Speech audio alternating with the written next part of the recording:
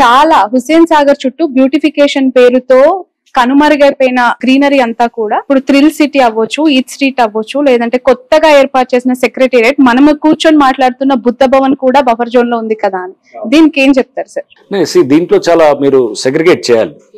ఇప్పుడు మనం కూర్చున్న బుద్ధ భవన్ కానీ, లేకపోతే ఇక్కడ ఉన్నటువంటి జిహెచ్ఎంసీ కానీ, లేకపోతే ఇంకేదైనా పబ్లిక్ ఆఫీసెస్ కూడా ఇవన్నీ కూడా ఏది బఫర్ జోన్ లో ఉన్నాయి, లేకపోతే నాలా మీద ఉన్నాయి అనేటటువంటిది కూడా వస్తుంది. మీరు పబ్లిక్ ఫెసిలిటీస్ ఒకలాగా చూడాలి. ఇది సపోజ్ నా ఇండివిజువల్, నేను ఒక కమర్షియల్ కాంప్లెక్స్ కట్టాను, కమర్షియల్ కాంప్లెక్స్ కట్టిన అది బఫర్ జోన్ లో లేదా FTL లో ఉందనుకోండి, దాన్ని డిఫరెంట్ గా చూడాలి. ఈ రెండు ఒకటే కాదనమాట. సో ఇది పబ్లిక్ యూటిలిటీ, ఇది కట్టింది ఇప్పుడు కాదు, 50 ఏళ్ళు 70 ఏళ్ళు ఎంత అయింది. బహుశా ఇక్కడ జిహెచ్ఎంసీ ఆఫీస్ కట్టి 50 ఏళ్ళు పైన అయ్యి ఉండొచ్చు, ఇది కూడా కట్టించి నాకు తెలిసి 40-50 ఏళ్ళు అయ్యి ఉండొచ్చాము.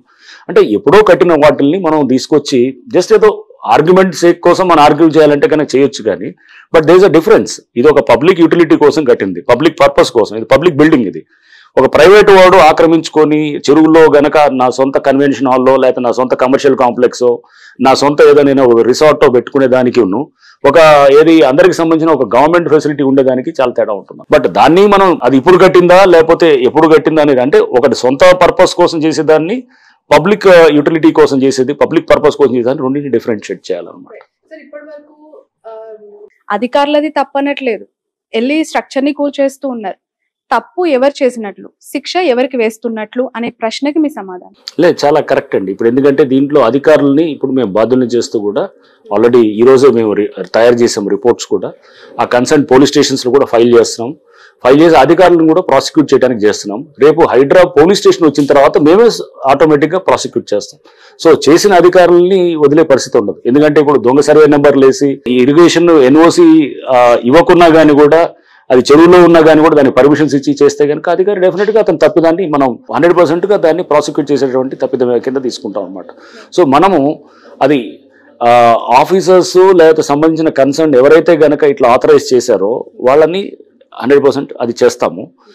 దాంతోపాటు మీరు అన్నట్టు ఏంటంటే ఇప్పుడు కొన్ని ఉంటాయి, ఏది చాలా మంది లేఅవుట్ ఎప్పుడో వేసి ఉంటారు, వేసి ఎప్పుడో వాళ్ళు 50 ఏళ్ల క్రితం లేఅవుట్ వేశారు, వేస్తే చెరువులో వచ్చిన తర్వాత ఎప్పుడో కట్టిన దాన్ని మేము ఇప్పుడు దాని మీద ఏం పోవట్లేదు కదా. అప్పుడు ఆ టైంలో ఇచ్చారంటే అప్పుడు కూడా ఉన్నది. FTL అనేది ఇప్పుడు కొత్తగా వచ్చింది, నోటిఫికేషన్ ఇప్పుడు అయిందేమో కానీ FTL అనేది చెరువు నుంచి మొదటి నుంచి కూడా ఉంటుందన్నమాట. మీరు మెమోరీస్ ఆఫ్ లేక్స్ అని ఉంటాయి. మెమోరీస్ ఆఫ్ లేక్స్కి వెళ్తే కనుక మీకు ఉస్మాన్ సాగర్ 1920లో పెట్టినప్పుడు మోక్షగుండ విశ్వేశ్వరయ్య గారు హైదరాబాద్ ఫ్లడ్ మేనేజ్మెంట్ కోసము, డ్రింకింగ్ వాటర్ పర్పస్ కోసం 1920లో కట్టినటువంటిది అది. అప్పటి నుంచి FTL కాన్సెప్ట్ ఉంది. బట్ నోటిఫై చేసింది సబ్సిక్వెంట్గా అయ్యిండొచ్చు, కానీ నోటిఫికేషన్ అనేది పబ్లిక్ డొమైన్లో పెట్టడం. బట్ FTL అనేది అప్పుడు మనకు చూస్తే ఉంటాయి, ఏది పోల్స్ లెక్క పెట్టి స్తంభాలు లెక్క, అది మన కడీలు లెక్క పెడతారు, పెట్టి మీకు అది దట్ ఈస్ అది కూడా నోటిఫికేషనే. ఆ చుట్టుపక్కల అందరికీ తెలుసు ఇది ఎక్కడ FTL ఎక్కడ ఉంటుంది, ఎక్కడ దాకా రావచ్చు, ఎక్కడ దాకా కట్టవచ్చు అనేది కూడా. బట్ ఇది పబ్లిక్ డొమైన్లో పెట్టేదాన్ని నోటిఫికేషన్ ఉంటుంది.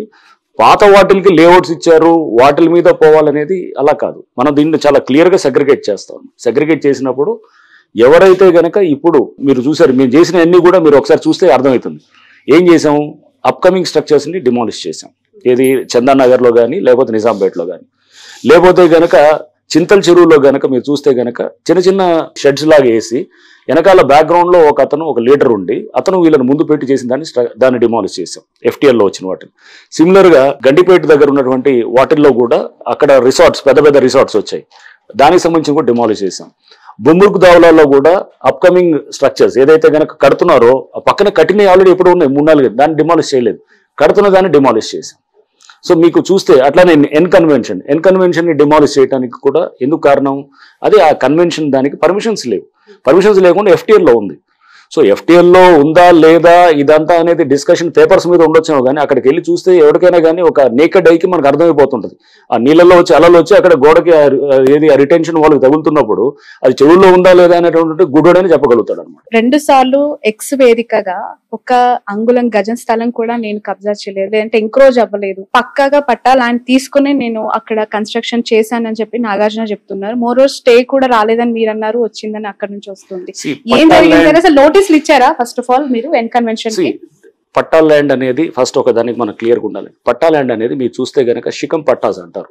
అంటే దాన్ని శిఖం పట్టాలు అంటే ఏంటంటే చెరువు ఉంటుంది, చెరువులో శిఖం పట్టా అంటే కనుక చెరువులో డెడ్ స్టోరేజ్ వచ్చినప్పుడు, అంటే డెడ్ స్టోరేజ్ అంటే ఏంటి, బేసిక్ కొంతవరకే ఉంటుంది వాటర్, మిగతాది వాటర్ ఉండదు. ఎప్పుడు వస్తుంది డెడ్ స్టోరేజ్ అనేది, ఖరీఫ్ లో వర్షం వస్తుంటది, రబీకి వచ్చేటప్పటికి వాటర్ తగ్గిపోతుంది. తగ్గిపోయినప్పుడు అప్పుడు ఒక పంటను వేస్తారనమాట. దాన్ని ఏక్ ఫసలి అంటారనమాట. మన మామూలు పాతకాలంలో కూడా ఏక్ ఫసలి అనేది.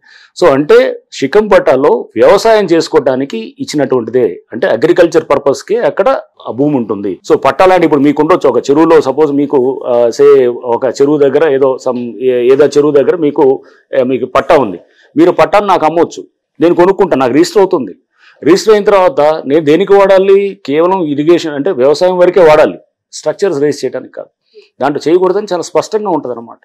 సో నేను స్ట్రక్చర్స్ పట్టా ఉండొచ్చేమో కానీ బట్ స్ట్రక్చర్స్ లేవు కాబట్టి పర్మిషన్ ఇవ్వలేదు జిహెచ్ఎంసీ. మరి 15 ఏళ్ళ నుంచి ఎందుకు పర్మిషన్ రాలేదంటే దానికి చెప్పాలి కదా ఆన్సర్. సో 15 ఏళ్ళ నుంచి ఎందుకు పర్మిషన్ రాలేదు, బీఆర్ఎస్లో ఎందుకు కాలేదు, బిల్డింగ్ రెగ్యులేషన్ అనే దానికి కూడా ఆన్సర్ ఉండాలి కదా.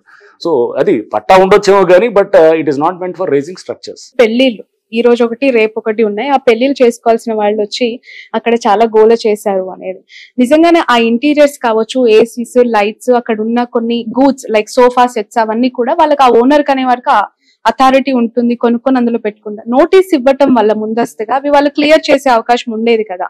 సో పూర్తిగా అక్కడ నోటీస్ ఇచ్చామండి. నోటీస్ ఇవ్వలేదని ఎందుకు అనుకుంటున్నారు? నోటీస్ ఇచ్చాము, we have followed the due process.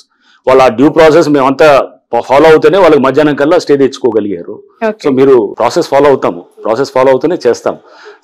కొంతమంది ఒకళ్ళిద్దరికి ఇబ్బంది అయి ఉండొచ్చు, వాళ్ళకి మ్యారేజెస్ ఇబ్బంది అయిందంటే కనుక మీకు బెంథమ్స్ థియరీ ఆఫ్ యూటిలిటేరియన్ ప్రిన్సిపల్ అని ఒకటి ఉంటుంది. బెంథమ్స్ యూటిలిటేరియన్ ప్రిన్సిపల్ ఏంటంటే maximum good for maximum people అనమాట. అంటే ఎక్కువ మందికి మంచి చేసేది అది కావాలన్నమాట. ఒకళ్ళిద్దరు నష్టపోతారని చెప్పేసి 99% మంచి చేసేదాన్ని ఆపరన్నమాట. సో ఒకళ్ళిద్దరు అనే దానికి డెఫినెట్ గా వాళ్ళకి దానివల్ల నష్టం అయిండొచ్చేమో కానీ నేను కాదనలేను. వాళ్ళ మ్యారేజ్ పెట్టుకునే దానికి డిస్టర్బ్ అయిండొచ్చు, బట్ దానివల్ల ఓవరాల్ గా మీకు సమాజం మీద వచ్చినటువంటి ఇంపాక్ట్ కూడా మనం చూడాలన్నమాట. ఏదైనా డిపార్ట్మెంట్ సంచలనాల డిపార్ట్మెంట్ మీకు వస్తుందా, లేదంటే మీ చేతిలోకి వచ్చినాక ఆ డిపార్ట్మెంట్ సంచలనం అవుతుందా? నాకు ముందు నుంచి కూడా ఒక క్యూరియస్. రంగనాథ్ గారు ఏది చేసినా ఒక సంచలనం. చివరికి ఈ రోజు మీ ఇంటి దగ్గర సెక్యూరిటీ పెడితే కూడా అది ఒక వార్త అయిపోయింది స్టేట్ వైడ్ గా కూడా. మెడికో ప్రీతి ఇష్యూ, అమృత ప్రణయ్ ఇష్యూ అవ్వచ్చు, లేదంటే ట్రాఫిక్ ఇష్యూ, కార్స్ కి బ్లూ ప్రింట్ కి సంబంధించి అప్పుడు చాలా సెన్సేషనలిజం అయింది. ఇప్పుడు హైడ్రా కూడా అదే కోలోకి వచ్చేసింది. అంటే సెన్సేషన్ ఎందుకైతే నాకు తెలియదు కానీ బట్ నేను ఒక స్టెప్ 2-3 స్టెప్పులు ముందుకు వెళ్తాను. సపోజ్ మీరు ఒక గాంజాది నల్గొండలో ఉన్నప్పుడు గాంజాది పట్టుకున్నాం అనుకోండి, అక్కడతో ఆపేది ఉండదు అనమాట. దాని సోర్స్ అయినటువంటి ఏఓబి ఏరియాలోకి వెళ్ళి మేము అప్పుడు ఫైరింగ్ చేయడం జరిగింది అనమాట. చేసినప్పుడు అది సెన్సేషన్ అంటే ఏంటంటే రూట్స్కి వెళ్తాం. రూట్స్కి వెళ్ళినప్పుడు న్యాచురల్ గా దానికి వల్ల అంటే ప్రాబ్లమ్ అక్కడ చూడకూడదు సూపర్ఫిషియల్ గా. దాని నెక్స్ట్ 3-4 స్టెప్స్ లోపలికి వెళ్తే గనక అసలు సమస్య అక్కడ ఉంటుంది అనమాట. ఇప్పుడు హైడ్రా కూడా ఎందుకు disaster management, asset protection 2 components ఉంటాయి. డిజాస్టర్ మేనేజ్మెంట్, డిజాస్టర్ రెస్పాన్స్ అనేది ఓకే. మామూలుగా మీరు ఇంతకుముందు టిపికల్ గా వర్షం పడితే గనక పారలు పలువులు పట్టుకొని రోడ్డు మీద మ్యాన్ హోల్స్ పక్కన చేసేది. నేను ట్రాఫిక్ లో 5 ఏళ్ళు ఉన్నాను. నేను డీసీపీగా చేశాను అండ్ సిటీ ట్రాఫిక్ చీఫ్ గా చేశాను. సో నాకు తెలుసు ట్రాఫిక్ సమస్యలు ఎలా ఉంటాయనేది కూడా ఈ వర్షం వచ్చినప్పుడు. బట్ సమస్య అక్కడ కాదు, సమస్య ఇక్కడ ఉంటుంది అనమాట. ఏది అసెట్ ప్రొటెక్షన్ దగ్గర, ఏది చెరువులు ఆక్రమించుకోవటం, నాళాలంతా మొత్తం ఆక్రమించుకోవటం తోటి సమస్య అక్కడి నుంచి వచ్చేది. మనకు కనపడేది కాజ్, ఇది ఎఫెక్ట్ అక్కడ అనమాట.